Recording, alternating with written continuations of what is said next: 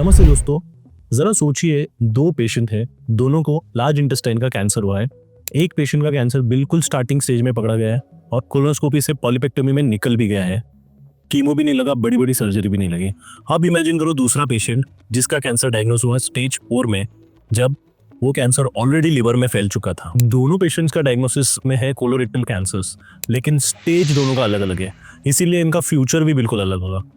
आज के इस वीडियो में मैं सिंपल तरीके में समझाऊंगा कि कैंसर के स्टेजेस क्या होते हैं, स्टेज 0 क्या है, 1 2 3 4 एक्चुअल में क्या होते हैं, कब हम इसे बता सकते हैं, और जितना कम स्टेज उतना इम्प्रूव सर्वाइवल क्यों है, जितना हाई स्टेज उतना ज़्यादा कॉम्प्लिकेटेड ट्रीटमेंट पार्ट क्यों है, या सर्वाइवल कम क्यों है।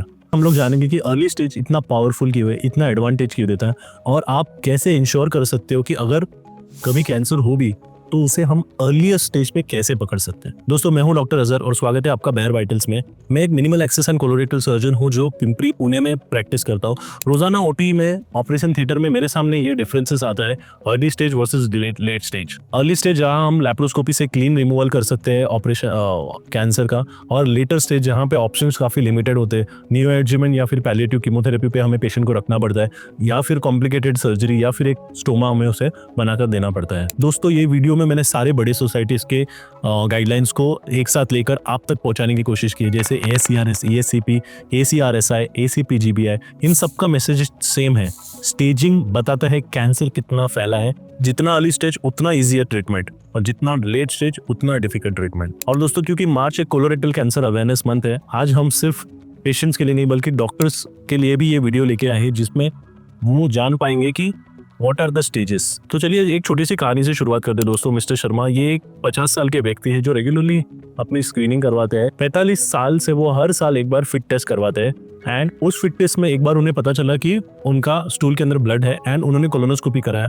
कोलोनोस्कोपी के अंदर उन्हें एक छोटा सा पॉलिप बताया, एंड वो पॉलिप उन्होंने निकलवा दिया, एंड उसमें रिपोर्ट आया था स्टेज 0 कैंसर। मिस्टर शर्मा को आगे चल के कोई भी नॉन इन्वेजिव कैंसर था, तो आगे चल के कोई भी ट्रीटमेंट की जरूरत नहीं पड़ी। अगर दूसरा केस हम देखेंगे, दूसरी स्टोरी में मिस्टर खान है जो भी 52 ईयर्स के ही है, लेकिन एक साल से उन स्टूल में ब्लड आ रहा था, थोड़ा थोड़ा ब्लड आ रहा था, वो इग्नोर कर रहे थे। कुछ दिनों से खाना भी नहीं जाने लगा, और वो ये सोच रहे थे कि ये पाइल्स है। उसके लिए आयुर्वेदिक मेडिसिन ले लिए, होम्योपैथिक मेडिसिन ले लिए, एंड फिर भी थोड़ा राहत मिलती थी, एंड फिर अच्छा नहीं लगता था। जब उन्होंने फाइनली डिटेल इवैल्यूएशन किया, कोलोनोस्कोपी कराई, तो कैंसर बड़ा सा ग्रोथ था उनके लार्ज इंटेस्टाइन में, एंड वो बड़ी सी गार्ड जो थी ऑलरेडी लिवर में पहुंची थी, जो हमें सीटी स्कैन करने पे पता चला। तो दोस्तों, mister Sharma and mister Khan, mister Sharma जो थे वो स्टेज 0 के अंदर पकड़ा गया था उनका कैंसर, और मिस्टर खान का जो हो गया वो ऑलरेडी स्टेज 4 में पहुंच गया था। दोनों की एज एकदम सेम है, शायद से दोनों का कैंसर भी सेम टाइम पे चालू हुआ था, but mister Sharma regularly screening करवाते थे, बट मिस्टर खान ने कभी भी स्क्रीनिंग नहीं कराई थी। यही था एक्चुअल डिफरेंस दोनों की स्टोरी में, एंड यही है एक्चुअल डिफरेंस दोनों के आउटकम्स में। मतलब मिस्टर शर्मा की जिंदगी नॉर्मल चलती रही with normal life span, but mister Khan के केस में ये हुआ, उनको एक बड़ा ऑपरेशन की जरूरत पड़ी, उन्हें कीमोथेरेपीज देने की जरूरत पड़ी, एंड उन्हें एक स्टोमा बैग भी लगी। तो दोस्तों, ये है पावर स्टेजिंग एंड स्क्रीनिंग का। इसीलिए ये वीडियो सीरीज में बना रहा हूं, ताकि आप मिस्टर शर्मा के जैसे डायग्नोस हो सको, ना कि मिस्टर खान के, अगर कभी डायग्नोसिस होता है तो दोस्तों, स्टेजिंग का एकदम सिंपल मतलब ये है कि कैंसर कितना अंदर तक गया है। इसका मतलब ये होता है कि कोलोन हमारी एक वॉल रहती है, उसके अंदर बहुत अलग अलग लेयर्स रहते हैं, जैसे म्यूकोजा, सब mucosa, muscularis propria and Sironja. जब कैंसर म्यूकोजा से स्टार्ट होके सिरोजा की ओर बढ़ने लगता है, तब हम उसे T स्टेज देते हैं, मतलब ट्यूमर का stage T1, T2, T3, T4। सो ये जो स्टेज है वो T स्टेज होता है। इसी के साथ साथ जब कैंसर के जो सेल्स होते हैं वो लिम्फ नोड स्टेशंस में जाने लगते हैं। लिम्फ नोड्स वो होते हैं जहां पे कैंसर के सेल्स फैलते हैं, हम उसे N स्टेज बोलते हैं, N1, N2, N3। So that is the N stage. And third वाला आता है M स्टेज। M का मतलब होता है मेटास्टैटिक स्टेज, मतलब कोलोन छोड़ के या फिर आपका इंटेस्टाइन्स के बाहर कौन से ऑर्गन तक फैला है। नॉर्मली कोलोरेक्टल कैंसर जो है सबसे पहला वो लिवर में जाता है, लिम्फ कोलोन में, कोलोन के बाद वो लिम्फ नोड्स में, लिम्फ नोड्स के बाद वो लिवर में, एंड लिवर के बाद वो लंग्स में या फिर ब्रेन में भी जा सकते हैं। तो दोस्तों, ये होता है स्टेजिंग TNM, और इसे world wide doctors AJCC TNM system ऐसा बोलते हैं, जिसके अंदर हमें पता चलता है स्टेज 0 कैंसर या स्टेज 4 कैंसर। तो दोस्तों, जब हम TNM इन तीनों का कॉम्बिनेशन बनाते हैं तो हमें स्टेजेस मिलते हैं स्टेज 0, 1, 2, 3 या 4, एंड बेस्ड ऑन दो स्टेजेस होंगे हमें आगे के ट्रीटमेंट डिसाइड होती है। फॉर एग्जांपल अगर कोई स्टेज 3 में पकड़ा गया तो स्टेज 3 के अंदर ये हो जाता है कि अपफ्रंट सर्जरी भी कर सकते हैं बट उन्हें कीमोथेरेपी की जरूरत पड़ेगी। अगर कोई स्टेज 1 या 2 में पकड़ा गया तो उन्हें हो सकता है कि सिर्फ और सिर्फ सर्जरी की जरूरत पड़े। और कोई स्टेज 4 में पकड़ा गया तो ऐसा होता है कि पहले कीमोथेरेपी देनी पड़ेगी एंड बाद में उनको सर्जरी की जरूरत पड़ सकती है। And based on the stages only हम आगे का जो सर्विलेंस है या जो फॉलोअप है वो भी डिसाइड करते हैं। तो दोस्तों स्टेज 0 क्या है? सबसे पहला सिग्नल स्टेज 0 को हम बोलते हैं कार्सिनोमा इन सीटू, यानी कैंसर सिर्फ ऊपरी लाइनिंग में है, ये अभी तक इन्वेड नहीं किया, फिर अंदर तक नहीं गया, मतलब इसने अंदर तक अपनी पैर नहीं जमाए। कोलोनोस्कोपी में ये आमतौर पर पॉलिप के फॉर्म में दिखता है जिसे एंडोस्कोपी के टाइम पे ही रिमूव कर सकते हैं, जिसकी वजह से बड़ी सर्जरी अवॉइड कर सकते हैं। तो टी इस केस के अंदर हम लोग बोलते हैं T stages PIS N0 and M0, मतलब ये सिर्फ और सिर्फ कार्सिनोमा इन सीटू है जो कैंसर में बाद कन्वर्ट होने वाला था बट हमने उसे पहले ही पकड़ लिया।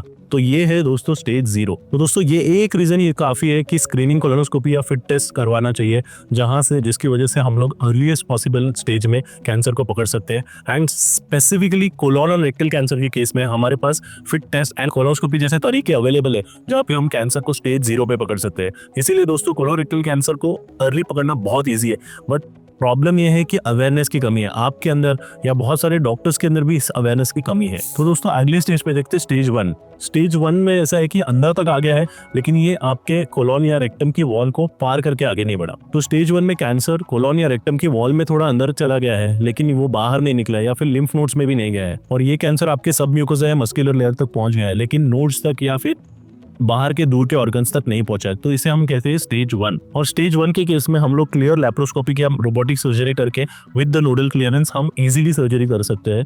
स्टेज 0 से बेटर, स्टेज 0 इससे बेटर है बट स्टेज 1 भी अच्छा है। अगर स्टेज 1 में भी हम किसी कैंसर को पकड़ते हैं तो मोस्ट ऑफ द पेशेंट्स की जिंदगी कम नहीं होती, मोस्ट ऑफ द पेशेंट अपनी जिंदगी नॉर्मली जी सकते हैं। तो चलिए दोस्तों अब देखते हैं स्टेज 2 में क्या होता है। स्टेज 2 एक ऐसा फेज है जब कैंसर वॉल को क्रॉस करने वाला फेज है। स्टेज 2 में कैंसर ऑलमोस्ट वॉल को पूरा क्रॉस कर सकता है या कभी कभी थोड़ी बाहर की तरफ भी आ सकता है, लेकिन फिर भी ये स्टेज में अब तक वो लिम्फ नोड तक नहीं पहुंचा। स्टेज 2 के अंदर 2A, 2B, 2C जैसे सब स्टेजेस भी दिए हुए बेस्ड ऑन कितनी गहराइयां है पेशेंट के लिए, या फिर आपके लिए इसका सिंपल मतलब होता है कि कैंसर वॉल के बाहर तक आ गया है या आ सकता आ गया होगा बट अभी तक नोड्स में नहीं पहुंचा है। और ये एक हाई टाइम है जब हमें कैंसर क्लियर करना बहुत जरूरी है। एंड मोस्टली इसके अंदर भी हमें लैप्रोस्कोपिक या रोबोटिक मदद से हम सर्जरी कर सकते हैं, बट जब तक हम सर्जरी करते हैं तब तक हमें क्लियर नहीं होता कि स्टेज 2 ही है या 3 है, इसलिए हमने प्रॉपर कैंसर के प्रिंसिपल फॉलो करके सर्जरी करनी पड़ती है। एंड मोस्टली कीमोथेरेपी की भी जरूरत नहीं पड़ती, वो डिपेंड करता है बहुत सारे और फैक्टर्स पे भी। दोस्तों अब आते हैं स्टेज 3 में। स्टेज 3 में ये लिम्फ नोड वाला स्टेज है, मतलब स्टेज 3 के अंदर मोस्ट इंपॉर्टेंट पॉइंट है कि अगर एक भी नोड आपका पॉजिटिव हो गया, एक भी नोड जिसमें अगर आपके कैंसर सेल चले गए, इसका मतलब होता है कि आप स्टेज 3 में, एंड सर्जरी के साथ साथ आपको कीमोथेरेपी की भी जरूरत डेफिनेटली पड़ने वाली है। एंड सर्वाइवल एडवांटेज जो हमें स्टेज 1 या 2 में मिलता है वो स्टेज 3 में और भी कम हो जाता है। एंड मैक्सिमम पेशेंट दोस्तों स्टेज 3 या स्टेज 4 में ही हमें प्रेजेंट करते हैं। तो दोस्तों स्टेज 3 ने अपनी कोलोन को कम्प्लीटली छोड़ दिया है एंड वो लिम्फ नोड्स तक भी पहुंच गया है। एंड इसके अंदर डेफिनेटली सर्जरी के साथ साथ आपको कीमोथेरेपी की भी जरूरत पड़ती है एंड रेक्टल कैंसर के केसेस में रेडिएशन की भी जरूरत पड़ती है। दोस्तों अब आते हैं स्टेज 4 पे। स्टेज 4 में एक सिंपल है, आपका जो कैंसर है वो इंटेस्टाइन को छोड़ के या तो वो आपके पेरिटोनियम में चला गया या फिर अदर ऑर्गन्स में फैल चुका है। And based on different organs stage 4A, 4B, 4C भी हो सकता है। बहुत बार स्टेज 4 के अंदर हम लोग न्यू एडजुवेंट कीमोथेरेपी मतलब ऑपरेशन के पहले ही कीमोथेरेपी देते हैं ताकि हम उस स्टेज 4 के कैंसर को श्रिंक कर सके एंड बाद में हम उसकी सर्जरी करें। दोस्तों कोलोरेक्टल कैंसर्स के अंदर even if it is stage 4 liver resections या फिर लिवर के कैंसर की गठान को भी निकालने के ऑप्शंस है, बट डेफिनेटली जो सर्वाइवल एडवांटेज हमें स्टेज 1 या 2 में मिलता है वो स्टेज 4 में नहीं मिलता, पेशेंट की लाइफ डिक्रीज हो जाती है। इसीलिए दोस्तों हमें मिस्टर खान की तरह नहीं मिस्टर शर्मा की तरह बनना है, जहाँ पे अर्लीस्ट पॉसिबल स्टेज में हमें कैंसर को डायग्नोज करना बहुत जरूरी है। तो दोस्तों अभी आप खुद सोचिए, ये वीडियो बनाने के पीछे का मेरा मकसद था कि जब हमारे पास ऐसे टूल्स अवेलेबल है, हमारे पास ऐसे चीज़ें अवेलेबल है जहाँ पे हम स्टेज 0 में कैंसर को पकड़ सकते हैं, तो हम स्टेज 4 तक क्यों रुकें। मेरे पर्सनली भी ऐसे कितने सारे पेशेंट्स को मैं जानता हूँ या लोगों को जानता हूँ जो कभी अपनी स्क्रीनिंग नहीं कराते हैं या फिर जो इस बात को, इस एडवाइस को बहुत ही मजाक में ले लेते हैं, बट जब वो किसी कैंसर पेशेंट को जो स्टेज 4 में देखते हैं तब उन्हें पता चलता है कि ये बात कितनी सीरियस थी। तो दोस्तों इस वीडियो सीरीज से मेरा यही अटेम्प्ट है कि मैं ज़्यादा से ज़्यादा पेशेंट को अर्लीस्ट पॉसिबल स्टेजेस में पकड़ सकूं, जिसकी वजह से वो कैंसर अच्छे से ट्रीट हो, पेशेंट की लाइफ भी बढ़े एंड उन्हें स्टेज 4 तक जाने की नौबत नहीं आए। इस फाइट अगेंस्ट कैंसर में आप भी मेरे साथी हो। आप ये कर सकते हो कि ये प्रॉपर नॉलेज या ये जो इन्फॉर्मेशन मैं आपको इस वीडियो में दे रहा हूँ, आप अपने दोस्तों तक या ऐसे लोगों के साथ जिनके आप केयर करते हो, उनको भी आप ये वीडियो शेयर करो। अपने फैमिली के व्हाट्सएप ग्रुप में ये वीडियो शेयर करो, ताकि सब लोगों को एटलीस्ट ये तो पता चले कि कोलोरेक्टल कैंसर्स होते क्या है और उसकी स्क्रीनिंग कैसे कराई जाती है। तो दोस्तों, आपने बहुत बार सुना होगा कि ये स्टेज होता है, वो स्टेज होता है। आज इस वीडियो देखने के बाद आपको पता चला कि स्टेज 0 क्या होता है, स्टेज 4 क्या होता है एंड उसे कैसे हम ट्रीट कर सकते हैं। बेयर वाइटल्स में हमारा कोशिश यही होती है कि हम कॉम्प्लिकेटेड मेडिकल टॉपिक को सिंप्लीफाइड तरीके में आप तक पहुंचा सके। इस फाइट के अंदर आप भी मेरे साथी हो। मिलकर हम इस मार्च के महीने में इतना कोलोरेक्टल अवेयरनेस कर देंगे कि कोई भी पेशेंट आगे चल के स्टेज 3 या स्टेज 4 में नहीं आना चाहिए, स्टेज 0 में ही डायग्नोस होना चाहिए, ताकि उसकी लाइफ इंप्रूवाइज रहे and he should not have trouble. Thank you so much.